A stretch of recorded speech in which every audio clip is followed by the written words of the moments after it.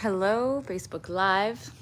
Welcome to day 125 of 365 days of Facebook. Today has been a very lazy day. Just got out of the shower. Let me see. Let's fix this. There we go. I think that looks better.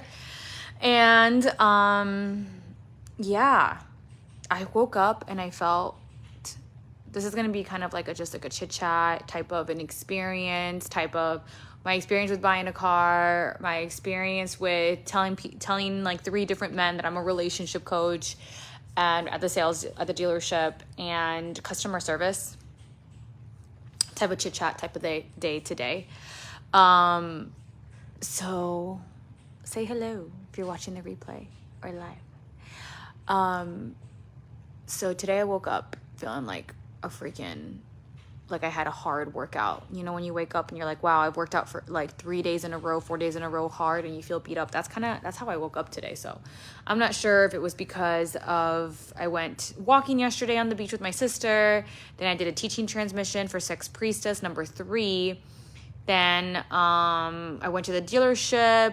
I'm not sure what it was, but I just woke up today, beat the fuck up. And I was like, I'm going to have a lazy fucking day. And I did. And I worked on my computer on our couch. I watched the series called The Devils in Ohio. Really good. Highly recommend you watch it. But I basically was like laying down here all day because, yeah. And I have something really good coming. So keep your eyes out on here. All right. So I wanted to share with you my experience in buying and leasing. I didn't buy it, leased.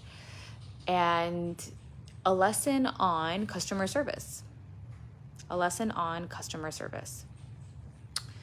So my lease is up on Monday, my old lease. And I was like, okay, let me start doing the research now. This happened around this week. Monday, or I think it was Monday, I have, the Nissan's been calling me. They know my lease is up. Monday, I was like, you know what? I should probably call these people back. So I called back the most recent person that called me. And I was like, hey, my lease is up. I'm looking to buy. First, I was like looking to buy. He's like, what deal can you offer me? Then we exchange text message. Nothing much happened with that. Then Wednesday, I said, you know what? Today's the day, I think, to going into an actual dealership and seeing what's up.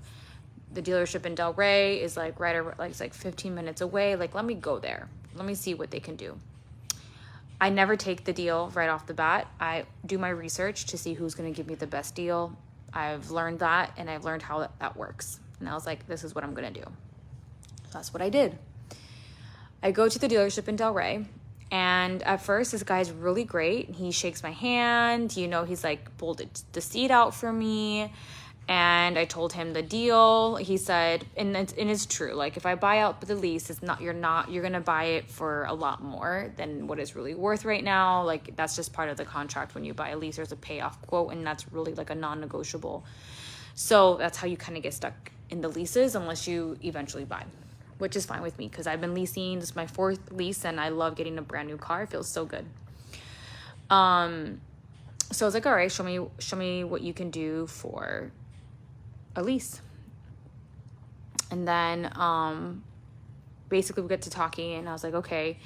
I was like, I need you to get me the best deal you can give me. I need to get as close as you can. Give me in the 300s.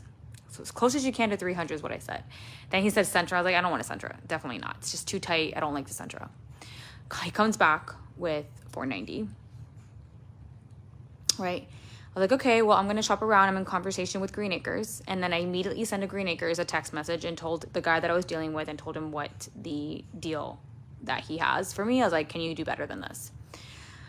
The young man calls me, I think that same day, right? So then I leave the dealership, the Del Rey dealership, and he does not shake my hand. He does not walk me to the door or anything like that. He is like so salty. And I was like, well, that's a little rude. Like, okay, so you were nice to me because you thought you were going to get a sale. And because I told you I need to think and wait because I'm working the game, doing, I was like, so you're going to do that. I was like, that's a little rude. But I was like, whatever. I'll still keep in contact with him to see what's up. So then the other dealership, I told him what the deal was that they got me, that they were giving me. He called me back right away. And by the way, this young man, the first young man, told me right away, we got some promos, we got some deals going because it's, back to school, we got Labor Day, we got some good deals going on. Right away. This guy did not even say anything about that at all.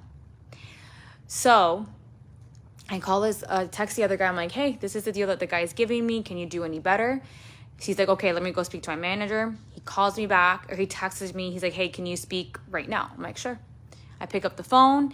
He gives me like $100, like the best deal that they could give me. Off the bat, he came with me with the best deal.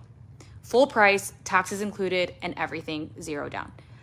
I was like, you got a deal. So, well, I didn't say you got a deal. I'm like, yeah, basically I did say that. I was like, I'll come in there Friday.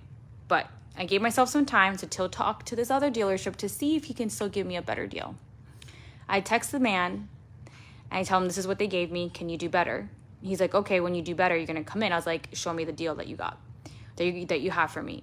He comes to me with $5 less. I was like, okay, you're going to have to give me a little bit of a better deal to work with you because these people gave me the best deal off the bat. He says, go ahead and go pay more money or something like that. I was like, wow, this guy is so rude. Even though I could have saved more money with them, $5, not that much. It'll add up over time. And maybe if he was nicer to me, I would have gone to him. But he completely was just rude. Like rude when I left the dealership, when he knew I wasn't going to take a deal that day because I was going to do my research to see what other dealerships could do for me. And when somebody else came with a better deal and he had to go as low as possible, and I said, okay, you're going to probably have to do better, he was rude to me. So I was like, well, I'd rather go to the guy who gave me the best deal off the bat right away, who had great customer service, even though I'm going to pay just a little bit more, not a lot more, but just a little bit more because the customer service was so good. So I go to this place. The whole experience was so amazing.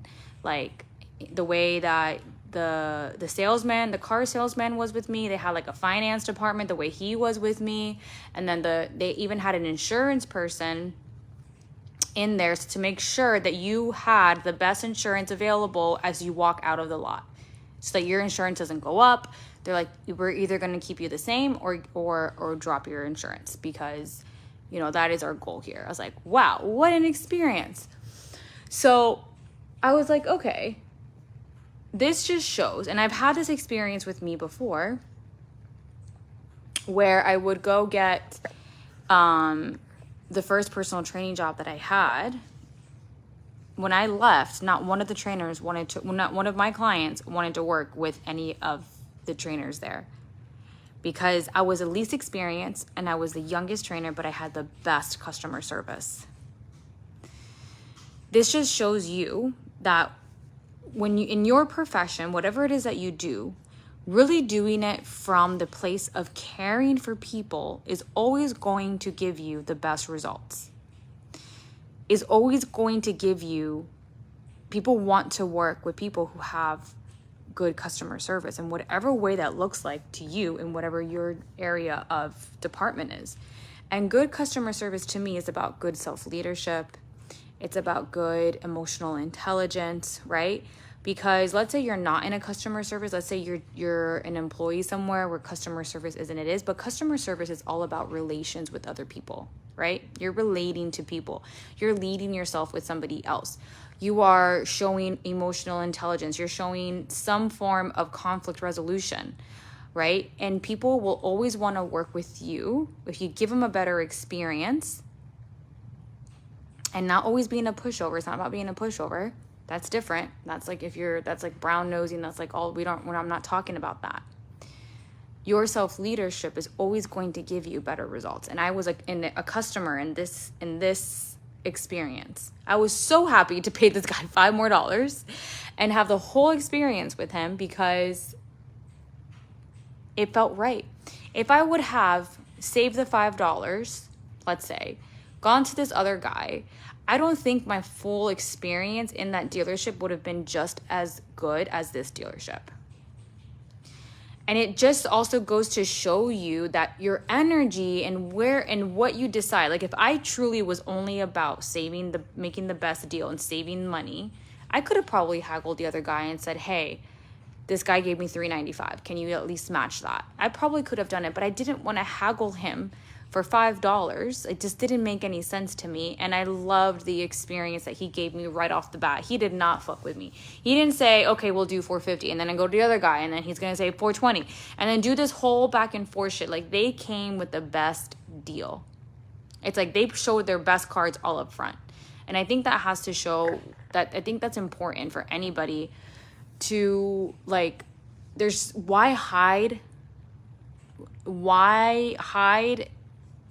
to try to feel whatever it is. Like, I don't know if this other guy if it was scarcity, if he wanted to get the highest deal, if he wanted to make the most money, didn't really care about me experience, which I told him off the bat, get me to the 300s. And he was way off. So it's just like, if someone's going to ask you like, okay, this is what I really want in a relationship, and they can't give you that, it's like off the bat, or they're hiding half of it and they're not being sincere. It's like, why, right? So, and the whole, so that's what happened with that. Then I was with them. Then every single one asked me like, what do you do? Right? Just normal chit chat, small talk. I'm like, oh, I'm a relationship coach. Like, really? They all looked at me like, that's interesting. Like, and it was all men.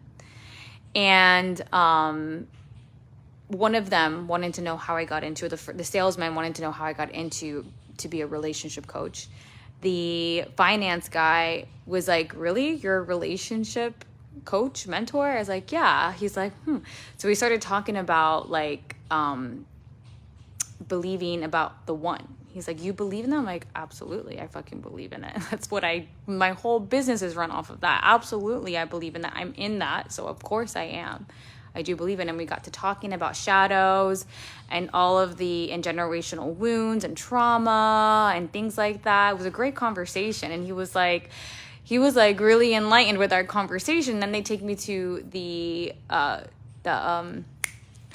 insurance guy, and the insurance guy, he asked me the same thing. I'm like, well, I'm a relationship coach. He's like, really? What? And like, it's the same thing. Everyone looked at me kind of like, so you're a therapist? I'm like, no, I'm actually better than that. They're like, really? I'm like, well, that's what my clients tell me. So I'm just telling you what they tell me.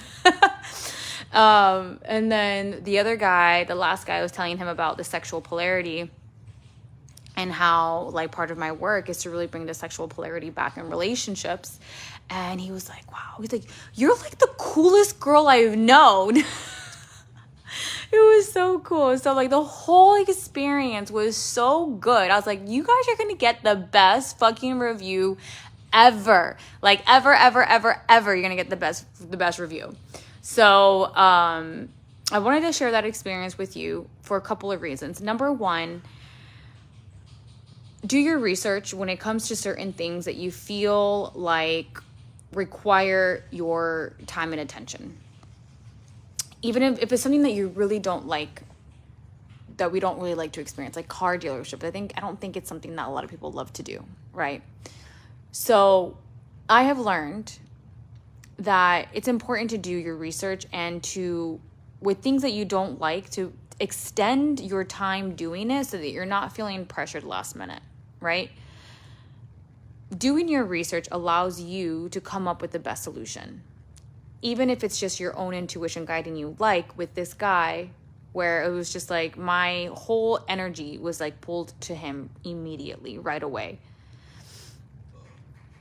So your energy and why you choose something matters. I know if I would have chose the other person just because to get the best deal, even though his energy was off and salty and just like did not really care about me, I think I would have had a negative experience at that car dealership.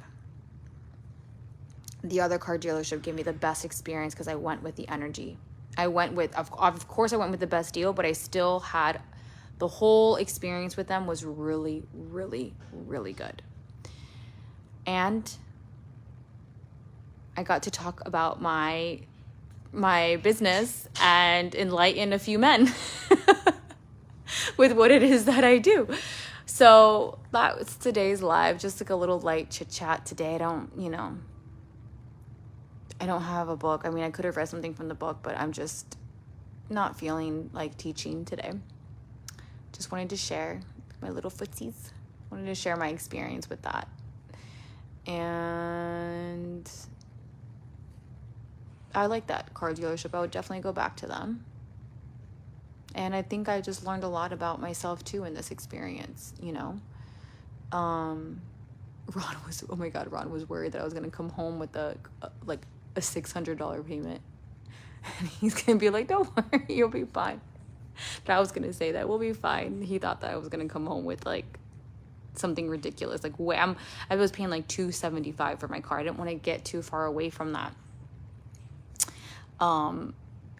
And I thought that was hilarious. He's like, yeah, I thought you were going to come home. I was like, well, I was kind of close to there was this Rogue that I really liked. It made my heart flutter, but I was just it just didn't feel like the right time. This is what I'm also learning with this, which I guess could be the lesson here, is allowing myself to have delayed gratification, right? Could I maybe have gone with the Rogue that I really wanted also, and then manifest more money and things like that? Possibly. But there is something to be said. Because first off, let me just say this. First off, I didn't come in with, maybe if I was really had a desire for the Rogue, maybe if I really put a Rogue up and really did a lot more research and all of that, but it was kind of where is my energy invested in? It just didn't feel right to me to do that. It felt a little too edgy. I already knew I was going to have to pay more money for car, and it just felt a little too edgy for me to do that. It didn't feel like the right thing to expand myself in. There are times where you want to expand yourself, and it's important to know where you are expanding yourself so that you're not re-traumatizing, and it's a really soul-led desire to be expanded in that space, right? I could have done, because for me, this would have been a lot of energetic work. I would have done a lot of nervous system regulation, a lot of really looking into my beliefs if I wanted to go with a car to pay that much money. But I didn't really want to do that, right? I want to use that more for for our house. That to me is more a priority. So if I really want to extend myself and really do something like that, then it has to be, for me, what's a priority is my bedroom, and my office and the kitchen are the two big things that I really want to get really under, settled in, furnished, decorated. The living room as well. So for me, it would make more sense for me to push my edges in there. The car did not really quite make sense for me. I just really like a nice car that's presentable, that I feel good when I drive it, and that's reliable. That's what's really important for me in a car. Other than that, to stretch myself in that area would not have made sense. Now, with other things, I can do more research with the house and with things that I want to get done for my home. That would make more sense to stretch myself. So I think that's another thing to share here. That it's important to know where you want to be stretched and what makes it important for you to be stretched and where it doesn't. In a similar situation but different, when I decided that I no longer wanted to do the dog sitting and I really wanted to go on my business full time and I was moving to Florida, all of those times I had to be stretched with my level of regulating my nervous system, with where I would see the bank account going, and really trusting money and be willing to do the things that I didn't want to do. So I had to stretch myself in that area. And because I regulated my nervous system and because I was in that space of expanding into more, clients started to show up in my life.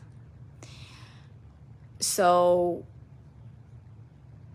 that at the time was important for me to expand. It was like withdrawing a certain income that I was used to, a very secure income that I was used to, in order for me to step into this new area, right? So it's like it's kind of like the opposite, but very similar frequencies. So that's now where I'm into with, well, yeah. So anyways, enough jibber jabbering. I don't know if I'm making sense anymore. It's been 20 minutes. I've had a really slow, lazy day, and I don't think I'm gonna add any more benefit to you. So have a beautiful day, a beautiful night. I hope you're having an awesome Saturday night, and I will talk to you soon, tomorrow.